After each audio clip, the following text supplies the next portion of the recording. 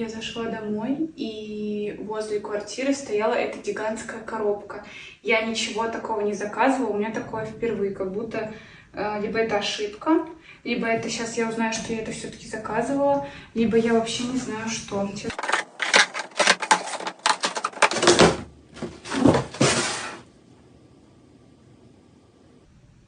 Нет, это не мое. Это какая-то конструкция. Это что-то типа куча вот таких балок. И не написано, что это, нигде не написано. Комплект лицевой площадки.